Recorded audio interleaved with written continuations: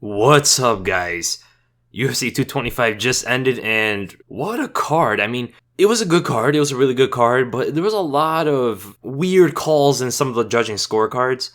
Some were giving 30-27s just because, I guess. I don't know. But there were some really good fights on there. The main event was a really good fight. The Rashad Coulter versus De La Rocha was an amazing fight. Well, entertaining, more so than technical. But yeah, there was a lot that went on. So, first of all, this is probably the worst card I ever predicted. I mean, then again, so many fights were so close, so it was back and forth with so many fights that went into the predictions. But whatever, that's the name of the game, right? Very hard to predict these fights, especially when they're that closely contested. Some people thought there were some robberies on here. Some people thought one guy should have won, one girl should have won. But the most important thing, there's a lot that I learned from watching these fights, and also there's a lot that we didn't know about some fighters that now we do. Specifically Holly Holm and Megan Anderson. That fight was kind of shocking to me. But when we start with that main event, it was a very close fight, of course, and it was kind of going the way I thought it was going to go. Romero, of course, taking it very slow in the beginning and just waiting to counter Whittaker. In the beginning, it wasn't working too well because he wasn't following up with shots. He was just throwing out that left hook. But then he started following up his left hook with his right hook. And Whittaker had a very hard time of getting away from the left and the right hook. He would get away from the left hook, but then third round and on, he was getting met with the right hook, intercepting him, right? That's what dropped him most of the time. It was a very similar sequence every single time he got hurt. Whittaker was throwing that front leg as well many times. I don't think he wanted to let it get hurt or hit as much as he did in the first fight, so he was just trying to keep it active the entire time. But it was a good fight from both guys. I mean, a great win for Robert Whittaker. I personally thought Romero won the fight, but it was close. I don't think there's a robbery, but if you go by the new judging criteria, I had some guys telling me Whittaker won because he landed more strikes. But then again, you gotta read the rules. It specifically says immediate strikes, immediate effective strikes trumps cumulative. And that goes straight to Romero, right? Even if you land 20, 25 strikes in a round, and they're so damaged, you're landing shots, but that guy lands that one big shot or two or three, the guy that landed the one big or two, three shots wins the round, according to the rules. But one thing I do know, we have to start giving some requirements for judges. We can't just have these guys judge fights. I think it was in a Claudia Gadelha fight. One judge scored it 30-27 for, I think, Carla Esparza, or was it for Claudia? I forgot who it was, but it was ridiculous. And there was another fight before that, Benavidez versus Pettis, where there was another 30-27. Like, what's going on here? There's no way. Each of those fighters in both those fights won all the rounds. There's no way that was happening. And when we actually look at the scorecards, one judge scored it 48-47 to Romero. He gave the third, fourth, and fifth rounds to Romero. I agree with that. According to the new rules, this is not my rules. Remember, when I score fights, it's not what I'm seeing through some criteria I'm making up. No, I'm literally looking at it through the new rules. And it clearly states, it's one of the first things it says on the criteria, immediate effective strikes outweigh cumulative effective strikes. Right? Romero landed most of the immediate effective strikes in the third, fourth, and fifth rounds. That's why I gave it to him. Even though Whittaker was landing more, according to the rules, that doesn't trump immediate effective strikes where it does damage right away. Okay, but you look at the other judges and what they scored. Everybody agrees that the third round was like the closest, right? You don't know who to give it to. That was the one Whittaker was landing a lot of strikes and Romero rocked him at the end of it and landed some big uppercuts, all that stuff. And then Whittaker also landed a head kick, right? That was his probably biggest shot of the entire fight. No. Every single judge gave that to Romero. So what was the round that swapped? It was the fourth round. What? How did Whittaker win the fourth round? There's no way. He didn't land anything meaningful in that round. Romero dropped him in that round. It's kind of crazy. He rocked him badly, hurt him in that round, and Whittaker didn't do much else. The fifth round was the most clear cut for Romero, but then it was the fourth. The third was the controversial round. It's crazy. I don't know what to think about it. It's a weird... I don't know what the logic was. It just doesn't make sense to me. Whittaker's going to have to take some time off from this one. I think he broke his hand. He said he can't feel his arm, like from his elbow to his hand, which is pretty significant. He said he broke his hand in the first round, which is very unfortunate. He breaks his hands all the time, and his leg got injured in the first fight. I mean, fighting Romero is not fun. It's not fun, and many people are calling for a rubber match because of how close those first two fights are. A lot of people think Romero won the second, or this one, the rematch. That's not going to be fun for Whittaker, man. I mean, Romero is devastating. He took that high kick. Do you guys remember that high kick? I think it was in the third round after Romero dropped Whittaker, He ate a flush shin to the face and just kept walking forward. I mean, come on. There has to be something with his neck muscles or his traps or just keeping everything intact. Doesn't let his brain slosh around in his head. I don't know what's going on there, but his chin is insane. But for both these guys, who they fight next, you probably have to give Whittaker Kelvin Gastelum, or wait to see what's going on. Wait for Kelvin's next fight maybe. See what Romero's going to do next. I think Romero's going to need one more fight, and then he can get another title shot, I believe. It's tough. He's pretty much beaten everybody else. I mean, if you look at the rankings right now, I mean, he's beat Luke Rockhold, he beat Chris Weidman. You can have him fight Kelvin and the winner fights Whittaker. I think that can make a lot of sense. Give him a rematch with Jacare, or see, out of the top 6, Romero's already beaten 4 of those guys, and he's in the top 6. Who do you give him? Honestly, it's very hard. He's beaten everybody. Maybe give him Kelvin and the winner fights Whittaker. And then when we look at that co-main event, this one I was completely wrong, and for one aspect of the fight I did not expect, that decided the entire fight pretty much, was RDA's lack of lateral movement. I mean, he did not move left and right almost at all in the entire fight. He was just moving backwards. Every time Colby was just throwing out these wild strikes, and that's all he needed to do. He needed RDA to move backwards because RDA is a very pressuring fighter. And like we saw in the past with Tony Ferguson and also Khabib, RDA doesn't do so well moving backwards, and it's crazy how he never adapted. He never learned from it. From Khabib, which was like 4 or so years ago, all the way to Tony Ferguson, he didn't really adapt to that. Even at welterweight, where he's not drained like he was at lightweight, it seems like a mental block. Even his coach is telling him, go off angles, don't keep moving backwards. All he's doing is he's backing up with strikes. He has a longer reach than you, so he's waiting for you to throw out a strike, and then he comes under with the takedown. And he drives into the cage, and that's a repeated tactic. I mean, it was happening the entire fight, every single round. But RDA just couldn't adapt. The only thing he did different in the fight was in the 3rd round, he started going for takedowns himself.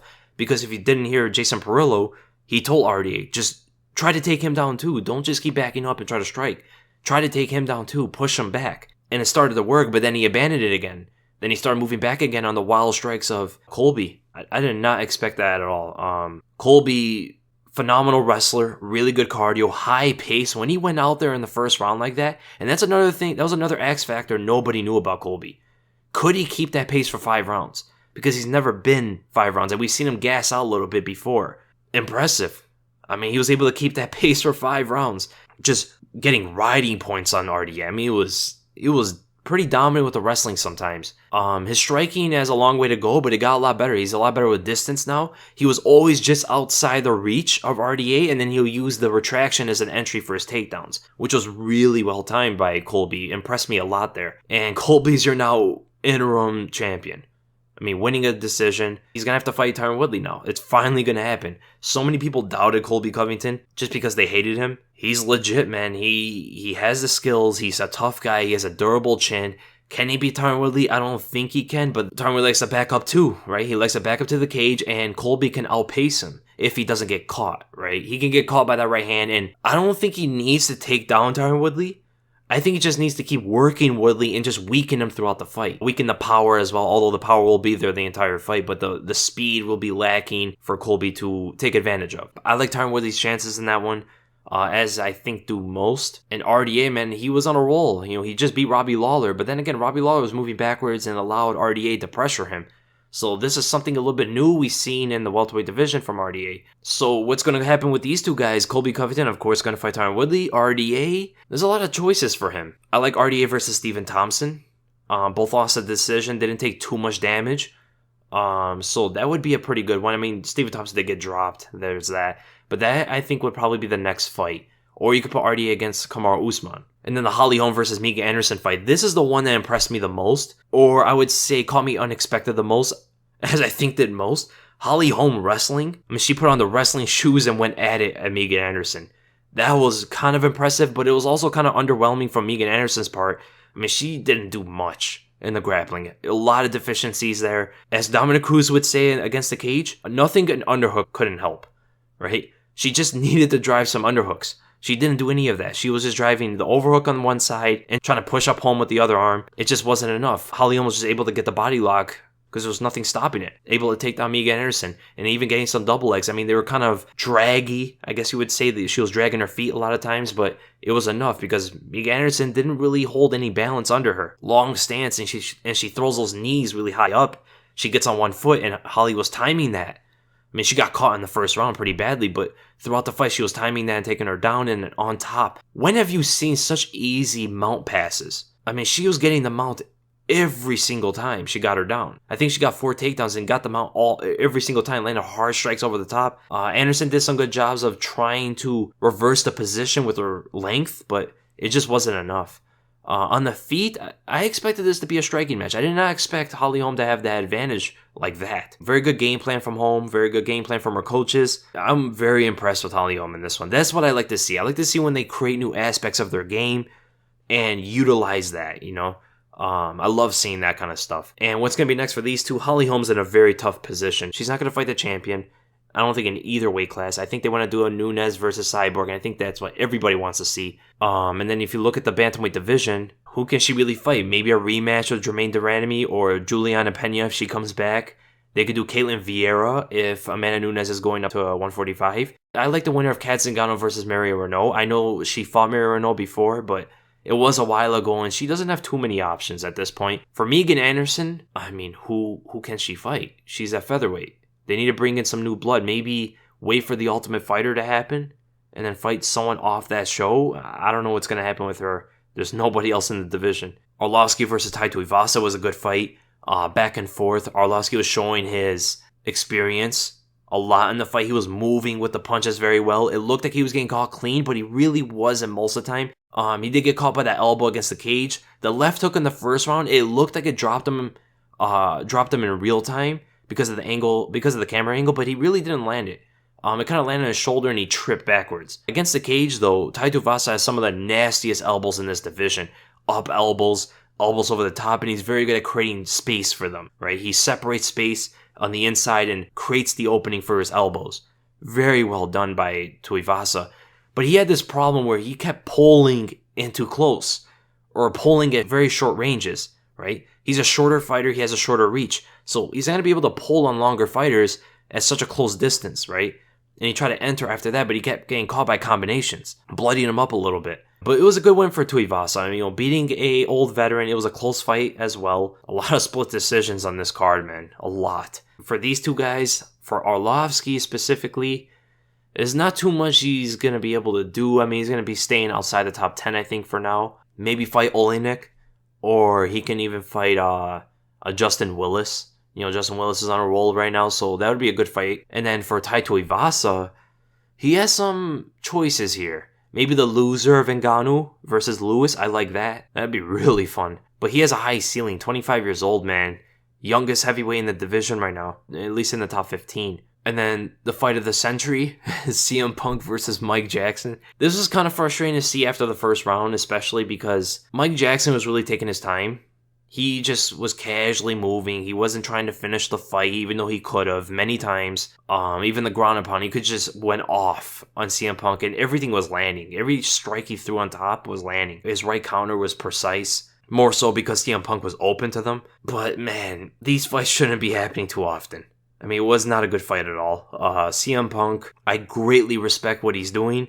I greatly respect that he went in there. He has heart, man. He has heart among even the top fighters in the UFC, but he just doesn't have the skills. He doesn't have the athleticism. He doesn't have the experience. He doesn't have any of that stuff. So even when he fights a guy like Mike Jackson, who only had one professional fight before this against Mickey Gall, and he got starched, so he's practically, I guess he's a professional MMA fighter, but he just came off the amateur scenes. It just shows how far the skill is from even amateurs compared to guys who have never fought before or beginners, right? It's so big. I was flabbergasted when I saw the betting odds to this.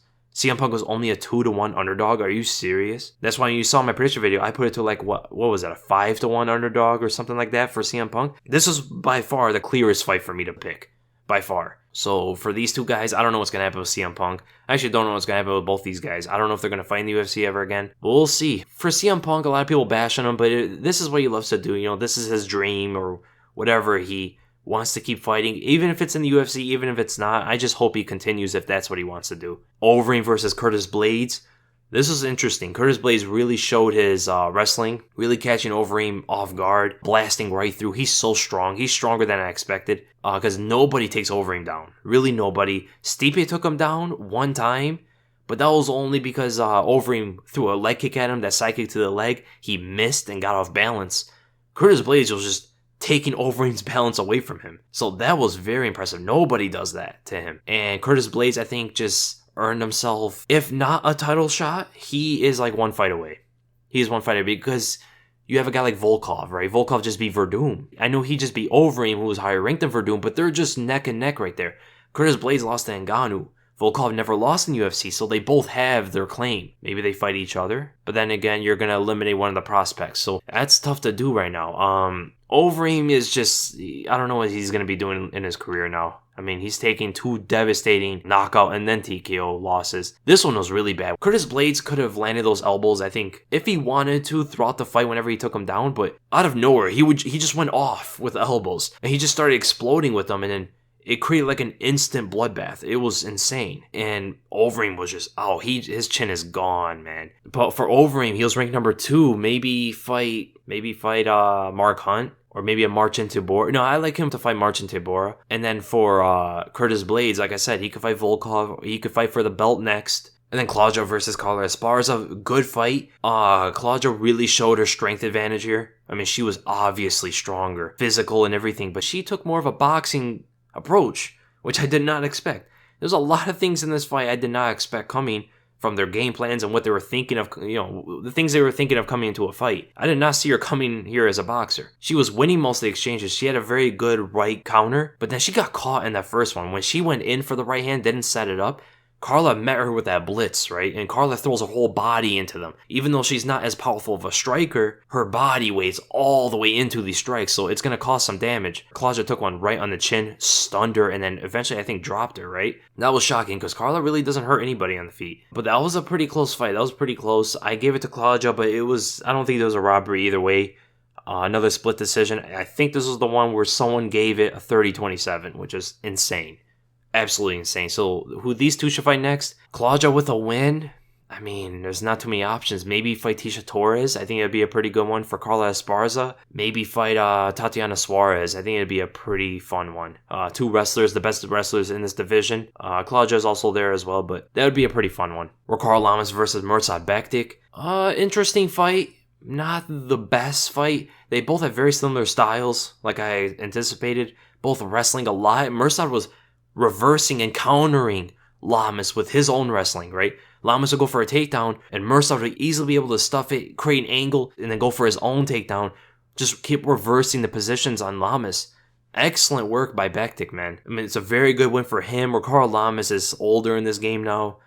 He's taking a lot of damage in his career. But for these two guys, Ricardo Lamas ranked number 7. He's going to go down a bit. So maybe Lamas versus Renato Moicano or Darren Elkins would be pretty fun, or even a Miles Jury. I think Miles Jury is probably the most logical fight, especially because he keeps getting these tough guys. I'm not saying Miles Jury isn't tough, but a bit lower in the rankings. And then for Mirsad Bektic, he's going to be in the top 10 now, right? I'd like to see him fight Chan Sung Jung or even a Josh Emmett. Those two fights seem really fun. You got the Rashad Evans versus Anthony Smith fight. I mean, this was an instant KO. The post, or what should I say, frame, and the overhook of Smith, it was present for like 10 to 15 seconds, and Rashad just didn't see the knee coming. He kind of went down into the knee too. I mean, it was such an obvious setup, right? Frame with your forearm and then overhook on the other side to control Rashad's offense, and he just set up for the knee, try to find the distance, and his height and his length, I mean, the knees are going to come that much easier. Just ended it for Rashad one hit. Rashad should retire. I mean, that's 5 losses in a row, and Smith is looking pretty good out there. Light heavyweight now, he's big, he's strong, finisher as always. I'd like to see him fight Sam Alvey. He called him out. That sounds like a really fun fight. Both kind of finishers, although Sam Alvey's been going to decisions a lot lately, but the way Smith fights, it's going to be exciting. Then Benavidez versus Sergio Pettis. I missed the first round of this, but Pettis did get it. I know he dropped Joseph Benavidez in the first round with a counter right hand. Pettis looked really good, man.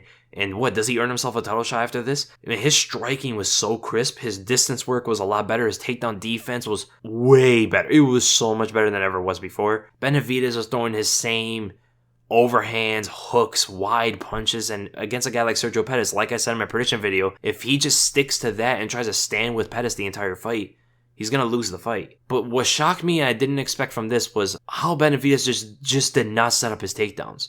He was just shooting from way too far away, right? And against a guy as fast as Pettis, especially in the flyweight division, you're not going to get any takedowns like that, right? Especially in this division, because these guys are all so fast, right? They're going to be able to react on you right away. You got to set these things up. You got to be tricky. Look at Mighty Mouse, right? No one sees his takedowns coming because he sets them up behind everything. And that was pretty much his downfall. If he couldn't set up the takedowns, I don't know what else he had for Pettis. So this is an excellent win for Pettis. For Joseph Benavidez, he was ranked number 1. He did beat Henry Cejudo. It's kind of weird because Henry Cejudo, Joseph Benavidez, and then Sergio Pettis, they all kind of beat each other. It's like this triangle.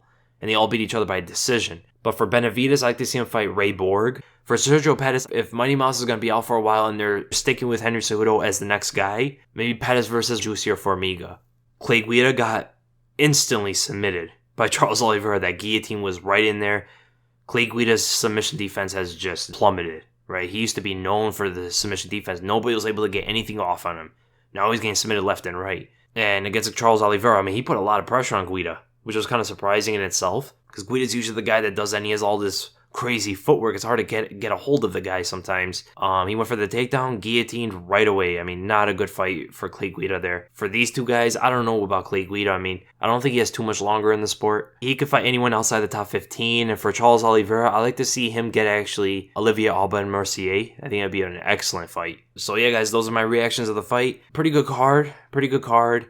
Not going to say the best card I've ever seen, but there was some interesting fights, a lot I learned about. So yeah, my next video, I'm going to make a breakdown of one of the fights on the card. And also for my podcast, I'm not going to make a podcast this week. Well, I can't say that for certain, but it's not going to come out by Tuesday. I got a bunch of stuff, especially with college and stuff. I got exams and just stuff getting in the way like that. And I wish it weren't, but it seems like all my exams are coming on Tuesdays. So I'm going to try to get it out later in the week. I'm also working on that Michael Bisping legacy video, but some things are still holding that back a little bit, and it's a long video, so it's going to take a little bit of time. But for my podcast, expect it later in the week. If not, it's going to come on next Tuesday. I'm going to keep it on that Tuesday, and then my Michael Bisping legacy video is going to come out by next week, so be on the lookout for that as well. So I hope you guys enjoyed this, and if you did, make sure you give it a thumbs up, and if you enjoyed my content, make sure to subscribe. And a lot of you guys were asking when am I going to upload that rematch of Conor McGregor versus Nate Diaz breakdown, because I did upload the first one, and I will upload the second one. I'm just making some changes to it.